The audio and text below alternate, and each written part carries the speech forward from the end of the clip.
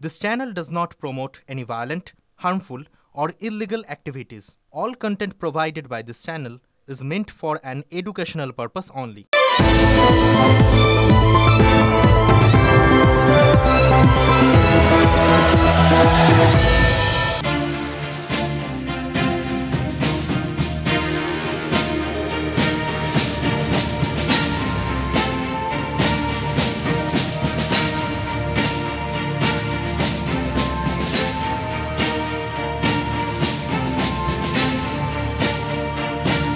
চেনা দুঃখ, চেনা সুখ, চেনা চেনা হাসি মুখ, চেনা আলো, চেনা অন্ধকার। আসল ব্যাপার হচ্ছে এই চেনা শব্দটা, এই চেনা বিষয়টা খুব গুরুত্বপূর্ণ, জানেন তো। সেটা হচ্ছে পরীক্ষার হলেই হোক বা রাজনীতির ময়দানে, চেনা বিষয়টা ইম্পর্ট্যান্ট। দেখুন, পরীক্ষার হলে কী হয়, চেনা প্রশ্ন এলে হাত খুলে লিখতে বসে যান। তেমনই রাজনৈতিক লড়াইয়ে যদি চেনা প্রতিপক্ষ সামনে আসে, তাহলে মন খুলে দু চার কথা বলা যায়। তিলোত্তমার ধর্ষণ আর খুনের প্রতিবাদে যে আন্দোলনটা এই দিন 20 ধরে যে আন্দোলনটা শেষ হচ্ছে না, চলছে প্রথম থেকেই এই আন্দোলনটার একটাই চরিত্র ছিল, অরাজনৈতিক। এবার মাঝখান থেকে কি হচ্ছিল, ওই অরাজনৈতিক চারপাশে এরকম এত লোকের প্রতিবাদের ছড়াছড়ি দেখে কারুর বেশ হাঁড়ির হাল হয়েছিল, জানেন তো। ওই বেড়াল যেরকম মাছের কড়ার পাশে ঘুরঘুর করে, তেমন ইস্যুটার চারপাশে এই মাঝখানের কয়েকদিন ধরে রাজনৈতিক নেতারা ঘুরপাক খেয়েছেন। কিন্তু এটা বলে ঝাঁপিয়ে পড়তে বোধহয় একটু সংকোচ বোধ করেছেন, অথবা জায়গা পাননি। লাফাতেও তো একটুখানি ফুটিংস দরকার হয়, সেটা পাননি। কিন্তু 3টে ঘটনা বোধহয় তাদের সব সংকোচ, দ্বিধা, দ্বন্দ্ব একদম ধুয়ে মুছে সাফ করে দিয়েছে। ঝাঁপিয়ে পড়েছেন তারা। 1 নম্বর, গতকালের নবান্ন অভিযান। 2 নম্বর, নবান্ন অভিযানে গোলমাল পাকানোর অভিযোগে যাদের ধরা হয়েছিল, ওই পুলিশের ওপর হামলার অভিযোগে যাদের ধরা হয়েছে, সেই ধৃতদের ছাড়াতে বিজেপির লালবাজার অভিযান। আর 3 নম্বর, আজকের 12 ঘন্টার সাধারণ ধর্মঘট, যেটা বিজেপি ডেকেছিল। দেখুন, নবান্ন অভিযানকেও যথাসম্ভব অরাজনৈতিক রাখার একটা চেষ্টা হয়েছিল, এটা দেখেছি আমরা। নামের দিক থেকেও তাই ছিল। পশ্চিমবঙ্গ ছাত্র সমাজের নামে এই কর্মসূচিটা নেওয়া হয়েছিল। বলা হয়েছিল যে ছাত্রছাত্রীদের বাইরেও সমাজের সর্বস্তরের মানুষ এতে আসুন, অংশ নিন, রাজ্যের প্রত্যেকটা বাড়ির থেকে অন্তত একজন আসুন। এই বার্তাটা আয়োজকরা দিয়েছিলেন, এটা ঠিক। কিন্তু সেটা অনেকে দেখেও দেখেননি, জানেন তো। এটা যেরকম ওই সিগারেটের প্যাকেটে লেখা থাকে না, smoking is injurious to health, সেটা ধূমপায়ীরা ইচ্ছে করে দেখেন না, আছে জানেন, দেখেন না, চোখ বুজে থাকেন। ঠিক সেই রকম ওই ছাত্র সমাজের পোস্টারে এইরকম সবাইকে যোগদানের আহ্বানটা সবাই দেখেও দেখেননি, চোখ বুঝেছিলেন একটা বড় অংশ। কারণ তাদের মনে হয়েছিল ওই একটা ছিদ্র দিয়েই রাজনীতির সঙ্গে অজান্তেই জড়িয়ে পড়ার একটা সম্ভাবনা রয়েছে, যে সংযোগটা তারা অত্যন্ত সন্তর্পণে এতদিন ধরে এড়িয়ে আসছে। দেখুন, গতকালের নবান্ন অভিযান আর আজকের সাধারণ ধর্মঘট, এই দুটোর মধ্যেই কিন্তু একটা ফ্যাক্টর হচ্ছে কমন। দুটোই অত্যন্ত সুসংগঠিত আন্দোলন, এটা মেনে নিতে হবে। দুটোর মধ্যেই একটা নির্দিষ্ট পরিকল্পনার ছাপ রয়েছে, যার জন্যে ওই নবান্ন অভিযানটা সেটা যথেষ্ট নজর কাড়তে সক্ষম হয়েছে, যেটা এর আগে বিজেপির নবান্ন অভিযান পারেনি।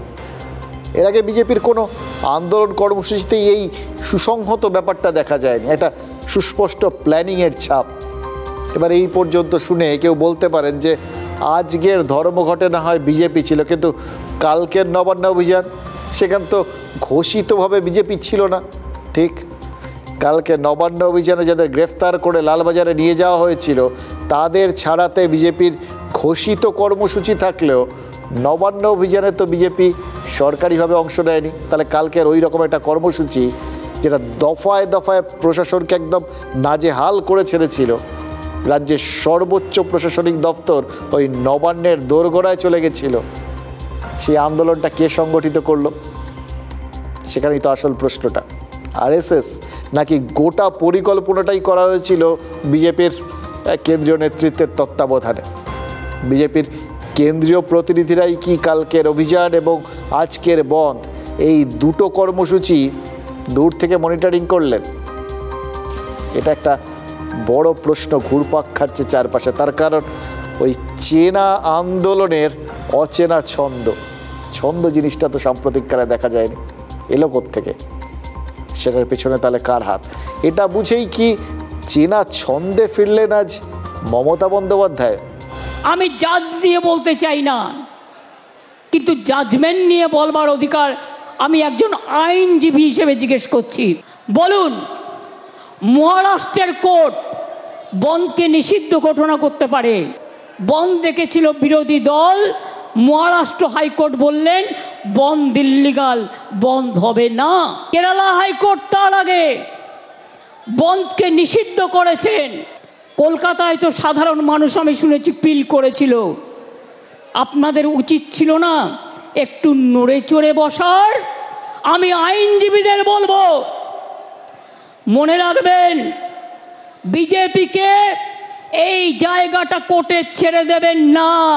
দেখুন, আজকে 28শে আগস্ট, আজকে এই সাধারণ ধর্মঘটটা ছিল 12 ঘন্টার, এবং এটা তো স্বীকার করতে হবে যে একটা প্রভাব পড়েছে। এটাকে একদম অস্বীকার করার কোনো উপায় নেই। দোকানপাট অনেকটাই খোলা ছিল, আবার বহু জায়গায় বন্ধও ছিল, এবং এটা স্বতঃস্ফূর্তভাবে কোথাও গিয়ে যেন লোকজনের রাস্তায় না বেরোনোটাও চোখে পড়েছে। ফলে পুরোপুরি ব্যর্থ এটা তো বলা যাবে না।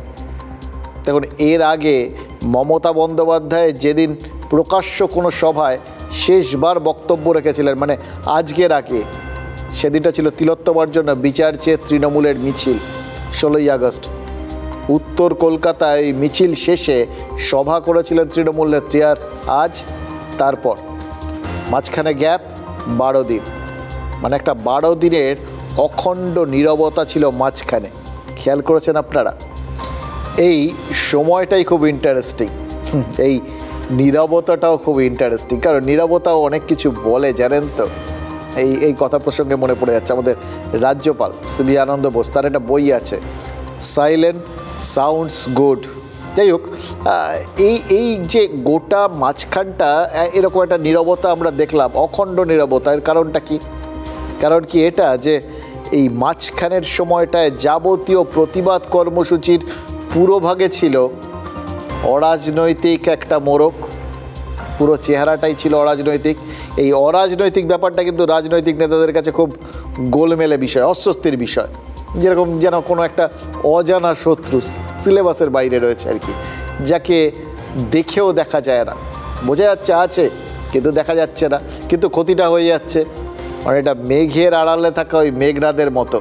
সেই রামায়ণে যেভাবে সে পরের পর বান মেরে গেছিল ওই মেঘের আড়াল থেকে, অদৃশ্য থেকে যুদ্ধ দেখতে না পেলে তাকে লক্ষ্য করে উল্টে বান ছুড়বেন কীরকম করে? নবান্ন অভিযানের শুরুতেও তো আড়ালে থেকে সাহায্য করছিল বিজেপি।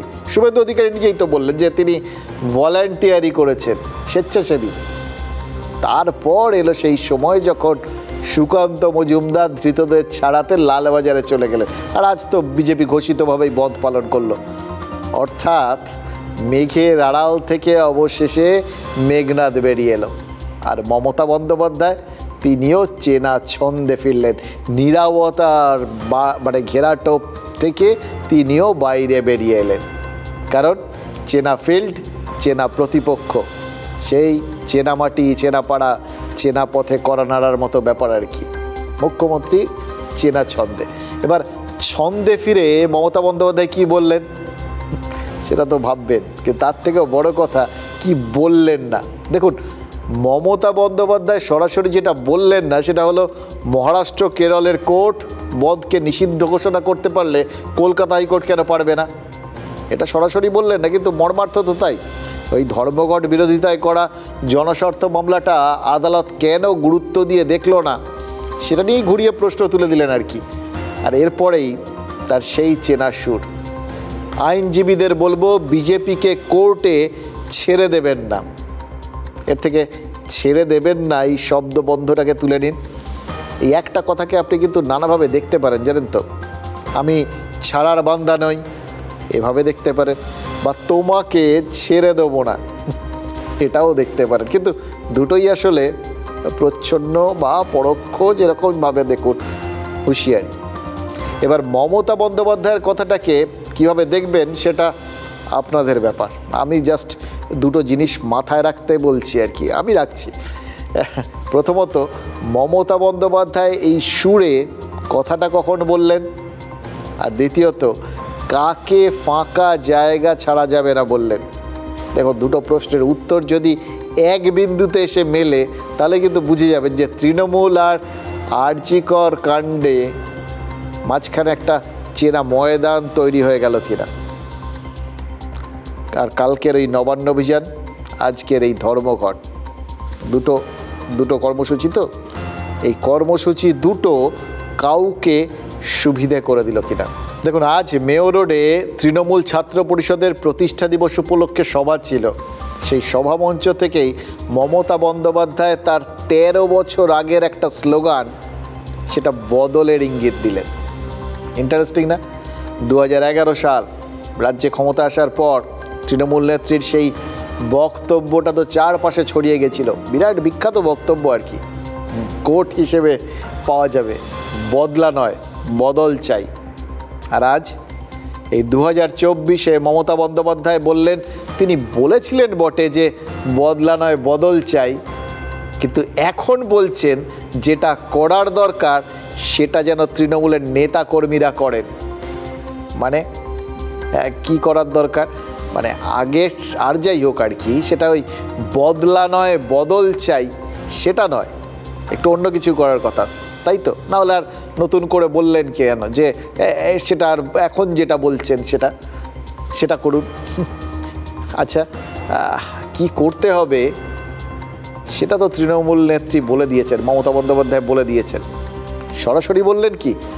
খানিকটা সরাসরি, কিন্তু অনেকটাই সরাসরি না বলেছেন। আমরা বলেছিলাম বদল চাই, বদলা নয়। আজ বলছি ও কথা নয়, আজ বলছি যেটা করার দরকার সেটা আপনারা ভালো বুঝে করবেন। আমি অশান্তি চাই না, যে আপনাকে রোজ কামড়াচ্ছে আপনি তাকে কামড়াবেন না, কিন্তু ফোস্ত করতে পারেন।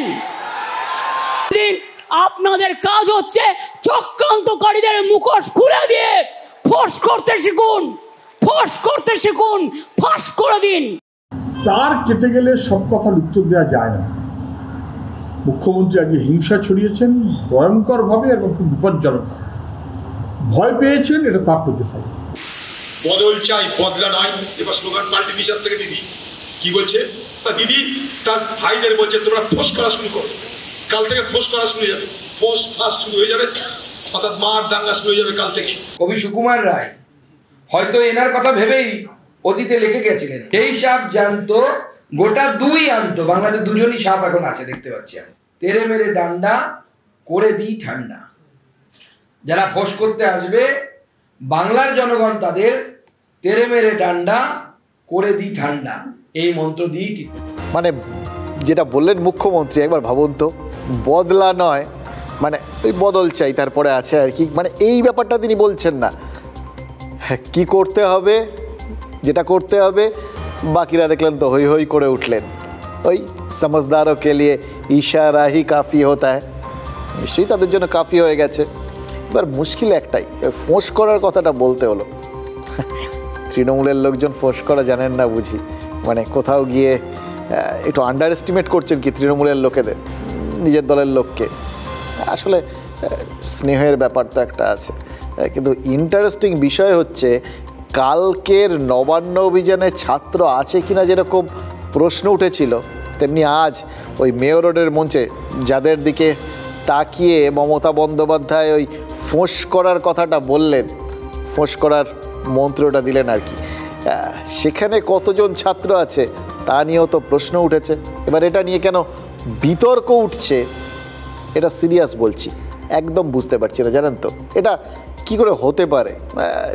এটা নিয়ে কোনো প্রশ্ন ওঠেই না, কথাতেই তো আছে আমরা যাবৎ বাঁচি তাবৎ শিখি, যতদিন বাঁচি ততদিন শিখি, মানে শেখার কোনো নির্দিষ্ট বয়স নেই, তার মানে যতদিন বেঁচে আছি ততদিন শিখছি, ততদিনই আমরা ছাত্র।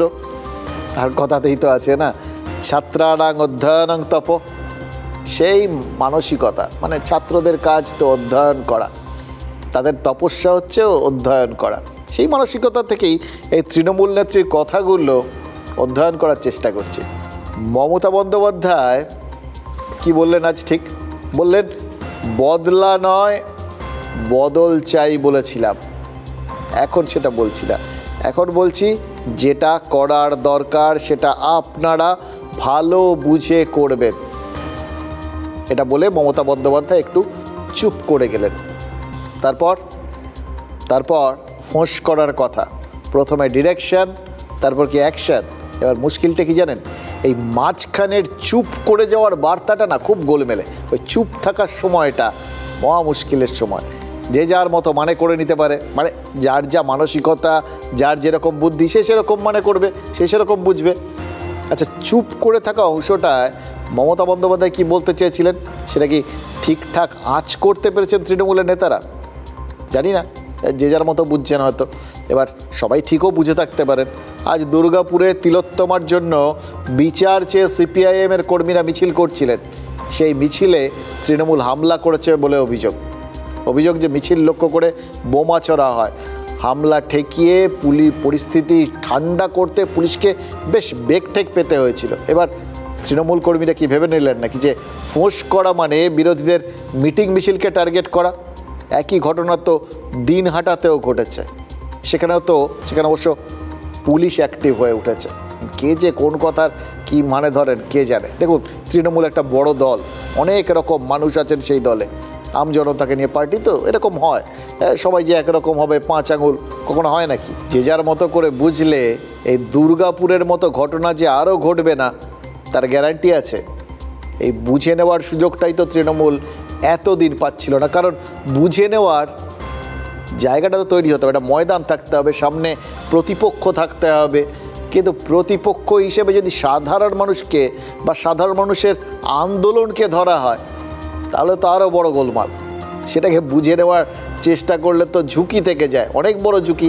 এবং সবথেকে বড় কথা, তারা নিজেরাও তো কিছু কিছু সময় সেই সাধারণ মানুষের আন্দোলনের মধ্যে ঢুকে পড়ছিলেন।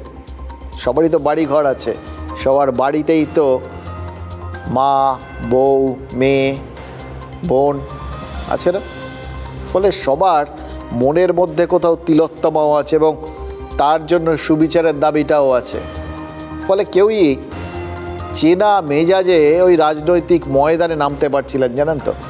কিন্তু চেনা প্রতিপক্ষ, রাজনৈতিক প্রতিপক্ষকে বুঝে নেওয়ার সুযোগ এসে গেলে তখন আর কোনো ঝুঁকি নেই। বেড়াল কাটতে গেলে প্রথম দিনেই কাটা উচিত। এই রাজ্যের নারী সুরক্ষা নিয়ে যে আন্দোলনের সূত্রপাত, 18-20 দিন ধরে যে আন্দোলনটা ক্রমশ বড় হয়েছে, ফুলে ফেপে উঠছে, একদম একটার থেকে আরেকটা জায়গায় আগুন লাগছে। সমাজের বিভিন্ন ক্ষেত্রের মানুষ যে আন্দোলনকে স্বতঃস্ফূর্তভাবে টেনে নিয়ে গেছেন, সেই আন্দোলনে যেই বিজেপিকে দেখতে পেয়েছেন মমতা বন্দ্যোপাধ্যায়, সঙ্গে সঙ্গে কেন্দ্রীয় সরকারকে নিশানা করে নিয়েছেন। এতটুকু সময় নেননি, বলে দিয়েছেন বিজেপি যদি বাংলাকে অশান্ত করার চেষ্টা করে তাহলে উত্তরপ্রদেশ, বিহার, অসমের মতো রাজ্যগুলো কিন্তু শান্তিতে থাকবে না। এমনকি দিল্লিতে প্রধানমন্ত্রীর চেয়ারও নাকি টলমল করে উঠবে। বাবু, আপনার পার্টিকে দিয়ে আগুন লাগাচ্ছেন, মনে রাখবেন বাংলায় যদি আগুন লাগান আসামও থেমে থাকবে না, নর্থ ইস্টও থেমে থাকবে না, উত্তরপ্রদেশও থেমে থাকবে না, বিহারও থেমে থাকবে না, ঝাড়খণ্ডও থেমে থাকবে না, উড়িষ্যাও থেমে থাকবে না, আর দিল্লিও থেমে থাকবে না। আপনার চেয়ারটা আমরা টলমল করে দেব। চেয়ার দখলের লড়াই, ক্ষমতা থাকলে ভোটে যাও। একজন ভারতবর্ষের ফেডারেল স্ট্রাকচারের মুখ্যমন্ত্রী হয়ে উনি বলছেন বাংলাকে অশান্ত করার চেষ্টা করলে আসাম অশান্ত হবে, মণিপুর অশান্ত হবে, নর্থ ইস্টকে অশান্ত করার কথা বলছি। কার ভাষা? যে বাংলাদেশের জামাতের ভাষা, ভারত বিরোধী শক্তিগুলোর ভাষা। আমি কেন্দ্রীয় এজেন্সি যারা ভারতবর্ষের আন্তরিক এবং বাহ্যিক সুরক্ষা দেখে তাদের কাছে অনুরোধ জানাবো যে মমতা বন্দ্যোপাধ্যায়ের উপর সতর্ক দৃষ্টি রাখো। उल्टे चोर कोतवाल को डांटे ममता बनर्जी बीजेपी पर आरोप लगा रही है।